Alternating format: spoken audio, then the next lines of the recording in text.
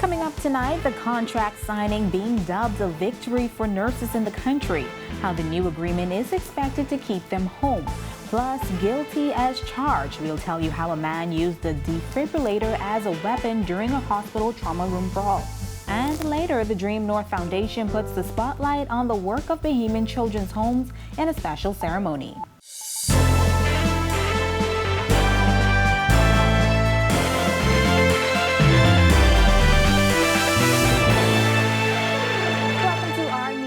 Thanks for joining us. I'm Jamila Mizik. After less than 3 months of negotiations, the Bahamas Nurses Union officially signing a memorandum of understanding today.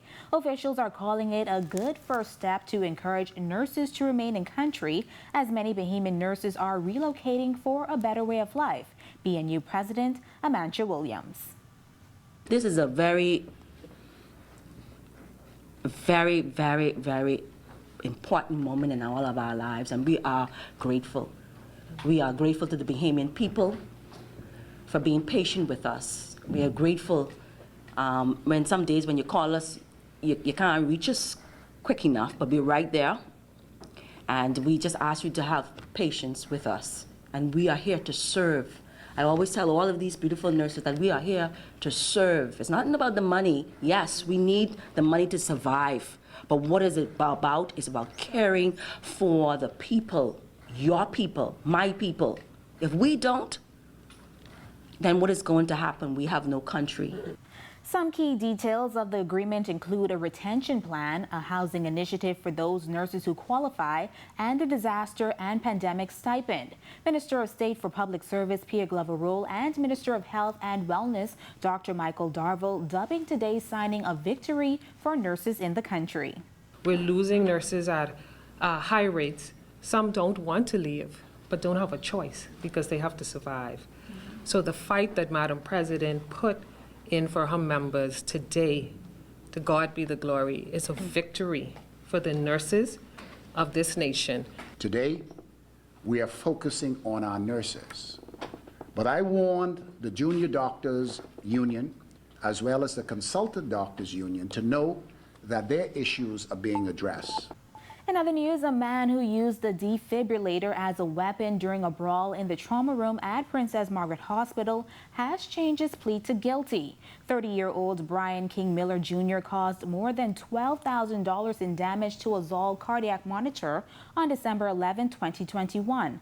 On the day in question, prosecutors say Miller and Alvaro Thompson were both stabbed during a fight at a nightclub that led to them getting medical attention. The men clashed again in the hospital's trauma room when Miller beat Thompson about the body with the machine. Magistrate Samuel McKinney placing Miller on probation for 18 months. If convicted of any offenses while on probation, Miller will be sent to prison for 6 months.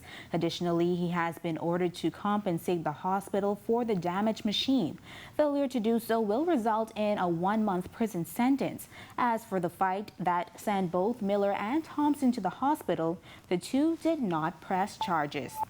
In other news, prosecutors have dropped burglary and rape charges against a 28-year-old man after his alleged victim died. Thorne Cooper, whose nickname is Shadow, pleaded not guilty to accusations that he raped a 65-year-old woman on July 24, 2020.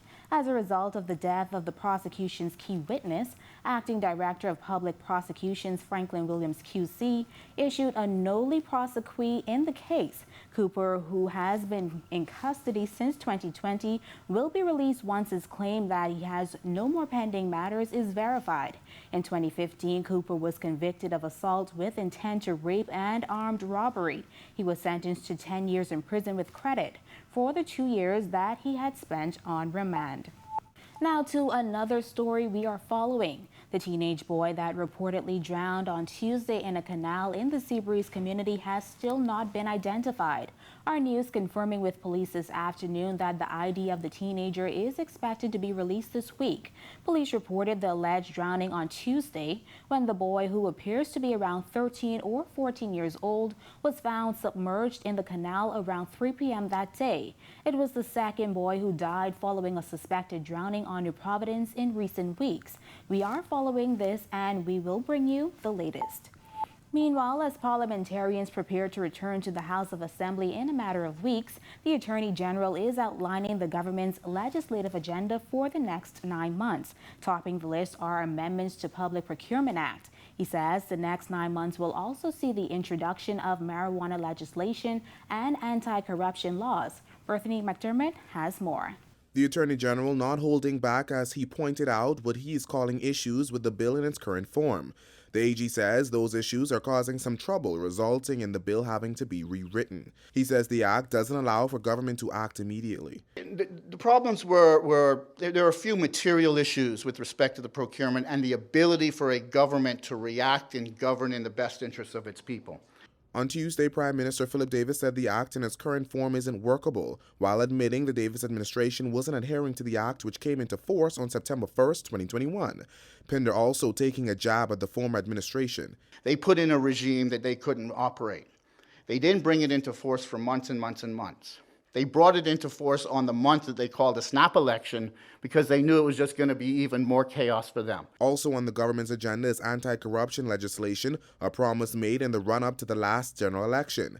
In the Blueprint for Change, the Progressive Liberal Party promised to bring anti-corruption legislation in its first 100 days in office. Well, it's nearly a full year since they've been in office. We have engaged the assistance and technical assistance of the International Development Law Organization. Or that's probably more on the back end of the next 3 to 6 months rather than the front end. Another piece of legislation on the government's agenda is medical marijuana and hemp legislation. Earlier this week, the agriculture minister said he's hoping the legislation could be brought by the end of the year. It's a timeline Pinder is looking to keep. That bill, the first draft of that has been provided to me. I provided initial comments back, and that bill has been sent to our international consultants for their review. They've assured me I'd get their comments back by the beginning of next week. Now again, the Attorney General giving the assurance that the plan is to bring these pieces of legislation to Parliament within the next 6 to 9 months. Reporting for Our News, I'm Berthany McDermott. Another warm evening in the capital. Meteorologist Greg Thompson is in the Weather Center with our latest conditions. Greg? Thanks, Jamila, and welcome everybody for our first look at weather on this warm Thursday evening. Outside our studios now, temperatures in the mid-80s, 86 with a few clouds. East-northeast winds at 10 miles per hour, and your feels-like temperature a very warm 90 degrees. Satellite view, another hot and sunny day around the islands. Dry air mass in place, an upper-level disturbance to the east of the islands sliding towards the west. Should trigger a couple isolated showers across the northwest and central Bahamas later on tonight through tomorrow, but that will continue to move out, and that dry air mass will stay with us into the weekend. That Saharan air mass that was with us is now waning, and we should see a lot more blue skies throughout tomorrow. That's your first look at weather. Your extended forecast is still to come.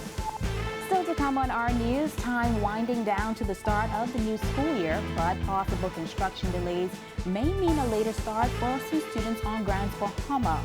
Plus, beach in the Claire, the site of that recent oil spill, reopens as the AG's office awaits official reports. We've got the latest. And later, a story of resilience. Former residents of children's homes share their experience in a ceremony to honor these safe havens. That's coming up when Our News returns. When I had got prostate cancer, my family didn't know if I was going to live. At Cancer Treatment Centers of America, within days, I got an appointment. They presented me with treatment options, and we set up a robotic prostatectomy. When my scans came back, there are no signs of cancer. They don't see you as a number, they see you as a part of the family. I'm going on with my life. That's a real gift. Call us at Cancer Treatment Centers of America. Mealtime rules. Don't serve yourself first. Do not eat with your mouth open. Don't rest your elbows on the table. Don't make noise when eating. Does not apply when enjoying KFC buckets. When we bucket together, we are as we really are. Are you or a loved one under medical care? Do you need affordable medical supplies?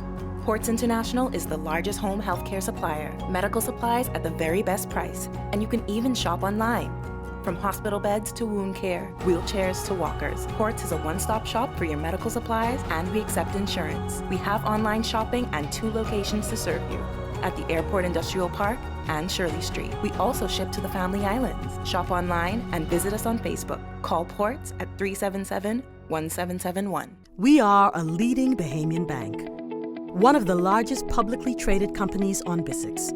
Our measure of strength is our growth and performance, with over $1.7 billion in assets. We remain committed to serving the interests of our shareholders, staff, clients, and communities.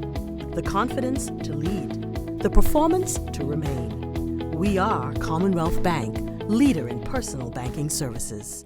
Tired of paying rent or feeling overwhelmed with the thought of dealing with multiple contractors? Well, Serenity Gated Community has introduced its line of pre-construction home packages. We have successfully taken the hassle out of obtaining home ownership. This has been a game changer for so many deserving families already.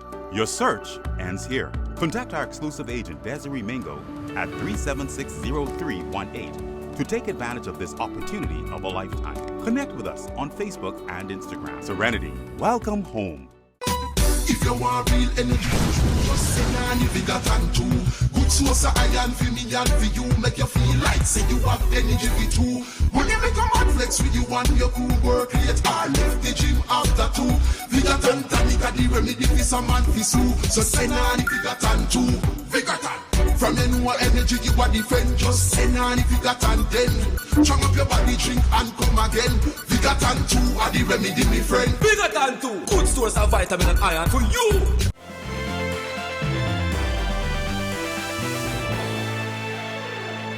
Air traffic at the country's busiest gateway slowly creeping up to pre-pandemic levels, with one air traffic operations manager saying some major issues have been resolved. More on that in a moment, but now this. The 2022-2023 school year is set to begin in just a matter of weeks, but over on Grand Bahama, it appears as if the Holmes Rock High School may not be completed in time. Tonight, the Member of Parliament for the area is sharing the reason for the delay. Italia Hall reports. It was in 2016 that contracts were signed for the construction of a new junior high school in West Grand Bahama. The project has had its share of challenges over the years, but it was anticipated that work could be complete by summer 2022. Member of Parliament for West Grand Bahama and Bimini Obi Wilchcombe admitting that there are still some issues, and the school may not be open in time for the beginning of the new school year. One of which has been the pump house. The minister in a briefing yesterday informed that because of lack of supplies in Grand Bahama, owing to some issues pertaining with the suppliers in Grand Bahama, the shutdown of the facilities is creating some delay. And so we're trying to see how best that can happen. If it doesn't make September, certainly by November it will be open. Wilchcombe says the closure of Gold Rock is also contributing to those supply issues. They've been a tremendous supplier. They've developed a tremendous relationship with the island of Grand Bahama. We don't want them to leave. I certainly don't want them to leave. They've contributed to our island. They have done well, and at the present time, we need them more than ever before. Any plant, any business shutting down in Grand Bahama is a tremendous loss, and now when we must hold the line as other things come on board. He says he and his team are currently working on getting the various hurricane shelters prepared. Because, of course, we're headed toward what has been the troubled months of the hurricane season. Reporting for our news, I'm Italia Hall. Officials say the beach in Georgetown, Exuma, where 30,000 gallons of fuel spilled in late July, has now been given the all clear. Since the unfortunate incident, the Attorney General's office has been awaiting reports to evaluate possible fines for the company responsible for that spill. Attorney General Ryan Pinder today telling reporters about the next steps. We have received the final reports from the Port Department and the final report from DEP. On that. We're waiting, and I should hopefully receive it by the end of this week, the final report from the police. Those reports have been turned over to my civil litigation team for evaluation of penalties and the way forward from a court's point of view with the support from DEP. And so we have the intent to fully prosecute anything under the environmental laws of the Bahamas with respect to negligence related to the oil spill. It's now time for tonight's Financial Market Minute, brought to you by RF, your local investment bank.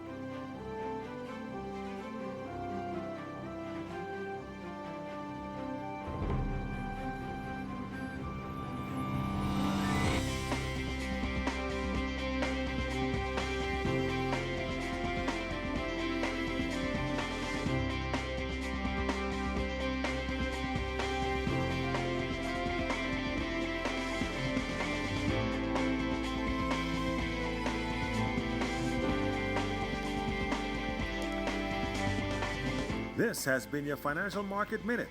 To explore the best performing mutual funds in the Bahamas, visit our website at www.rfgroup.com. When our news comes back from the break, air traffic slowly creeping up to pre-pandemic levels, pointing to an economic rebound. Plus, coming up in sports for tonight, Shawnee Miller-Weibo continues to dominate on the Diamond League circuit. We'll give you the latest details on her last race. We'll also tell you about the University of Kentucky as they're in town to play a number of games. That's all coming up in sports. And the efforts of Bahamians Children's Homes honored today in a special ceremony. We've got the details when our news returns. A census determines the total number of people living in a country. Our census is currently being conducted throughout the islands of the Bahamas. I plan to participate. You should too. We want everybody on every island, regardless of your age or nationality, to be counted. And if they ain't been to your door yet, they're gonna be there soon. I know we can get counted in this census, so don't let them miss you. The data collected in the census is used by the government to make all kinds of important decisions for the future of our country. I'll be participating. You should too. When the census workers were in my area, I had the option whether to do it face-to-face or on my cell phone. I participated. So should you. The Bahamas National Statistical Institute needs nationwide participation. The census will be conducted until the end of August. Remember, when it's your turn, the count depends on you.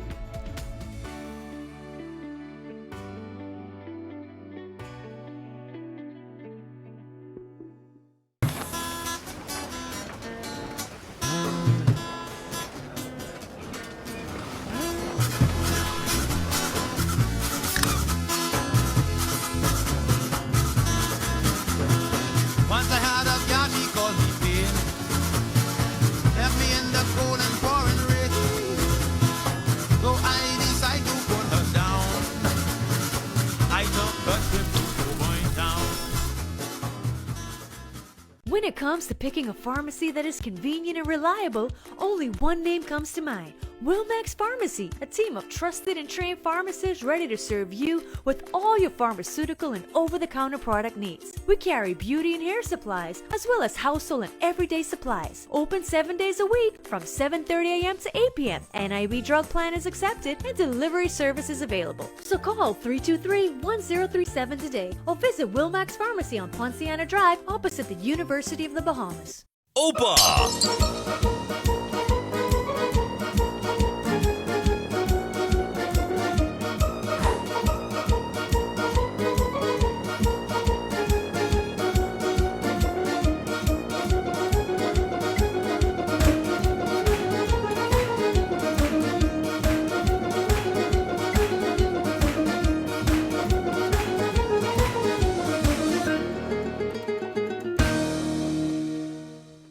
When we say money at work, what are we talking about? With the RF brokerage account, you can enjoy the ease of having all of your securities custodied in one place. You have access to guidance from professional traders with years of industry experience as you buy and sell security. You get access to the widest range of public and private Bahamian investment opportunities in the market, so you can create generational wealth right at home. Money at work means going beyond the typical with real and innovative ways to help more Bahamians create and manage wealth.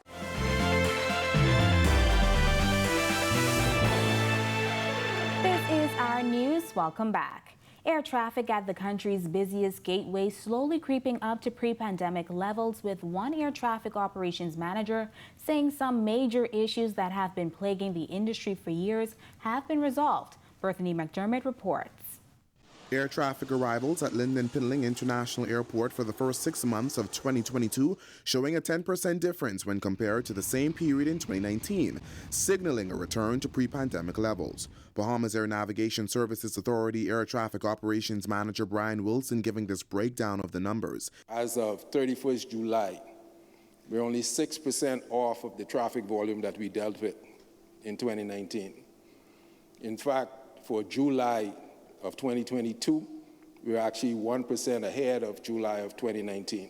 And Wilson says officials are expecting numbers to rise, even as we are now in what he says is typically considered a slow period.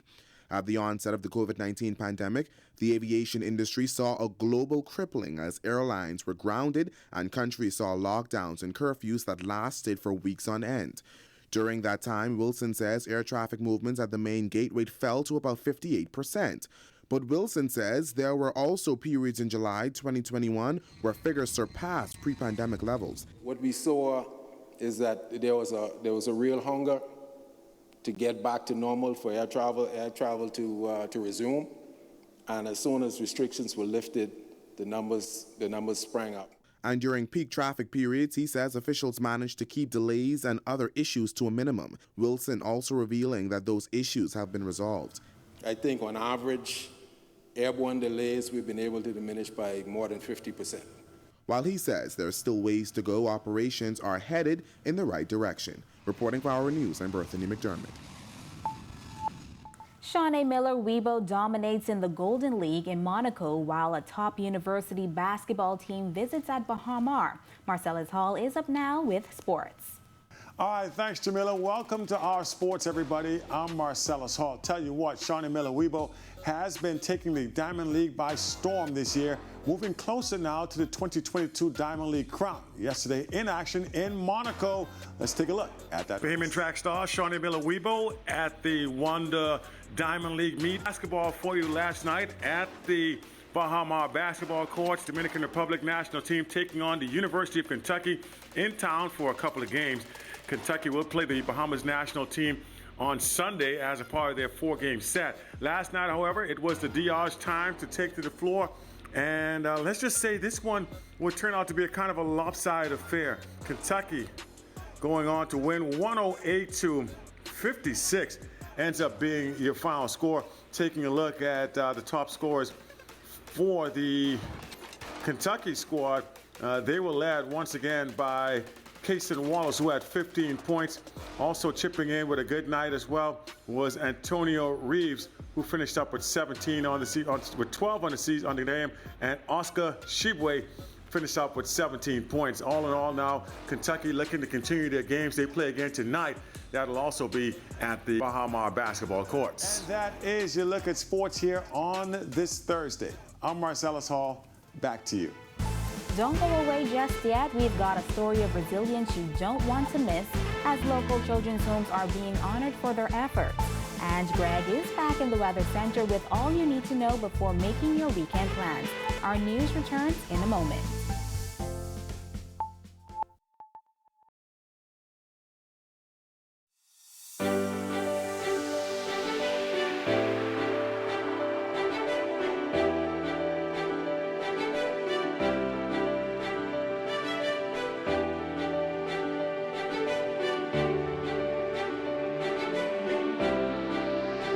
Students. We wanted to get to those high schoolers who are getting ready to exit into the real world and start having to deal with financial issues to get them prepared for the world ahead. And also for teachers who are so engaged in preparing the next generation for the world ahead, they sometimes forget themselves. You have some knowledge of stocks and bonds. Can anybody tell me what a stock is? This class, we make a mutual fund for this class. I'm the investment manager. Pretty soon you realize the most valuable thing in life is time, right? Time to spend with family, time to do things that you always wanted to do, time to build your investment so you can have a comfortable retirement, okay? You can make yourself an elite person in this country. Nobody can be better than you. You can put yourself ahead. You can put your family ahead, right? And it's always an enjoyable experience speaking with our young adults, trying to impart some wisdom, hopefully, and hopefully it makes a difference down the roads in their lives.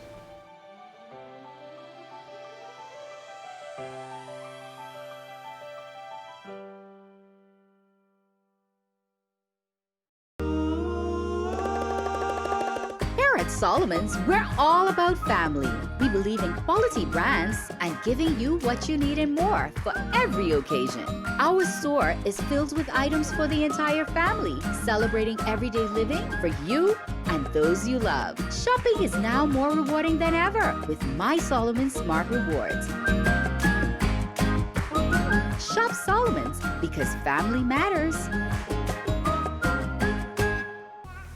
Whether you're battling a chronic condition or offsetting a new injury, Doctors Hospital's comprehensive rehab services offer the help you need now. Go to doctors. 3 advanced facilities at Collins Avenue, Carmichael Road, and Cable Beach means your personalized plan for care is just a visit away.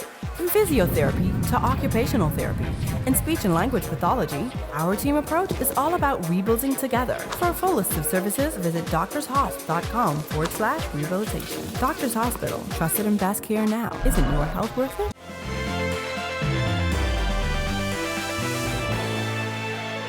Welcome back to our news. There may be some scattered showers in our future, but we're hoping the tropics stay quiet. Greg is back in the Weather Center with a look ahead. Thanks again, Jamila. Welcome back, everybody, for a second look at weather. The tropics a little more active. That system that we were watching over the last couple of days is basically falling apart. It's running into some dry air mass. That's Saharan dust out there in the open Atlantic affecting that, as well as some strong upper level shear, breaking a lot of the thunderstorms up with that system. So we are giving it a very low chance for formation as it progresses towards the west, not showing any signs of development. We have a couple of very strong tropical waves behind that moving off the African coast, and we're going to continue to watch those over the next couple of days, but tropics remaining quiet for the next 5 days. Locally around our area, upper level disturbance to the east of the Bahamas will move towards the west, triggering a couple isolated showers and thunderstorms across the area, but that high pressure surface at the surface actually is going to continue to dominate our weather throughout the remainder of the week and into the weekend. Our winds expected to fall off, so the weekend looking very nice for boating, and we expect some very hot and sunny conditions throughout the remainder of the week. Boating forecast for the northwest and central Bahamas tonight through tomorrow. Your winds will be out of the east-southeast at 10 to 15 knots. They will fall light and variable at times, seas running 2 to 4 feet over the ocean. Your high tide will be at 8:12 tonight. For the southeast Bahamas, caution flag. Those winds coming down slightly, east to southeast at 15 knots. They will be gusting at times. That's why we keep the caution flag in effect. And your seas will be running 3 to 5 feet over open waters. Here's a look now at your national forecast.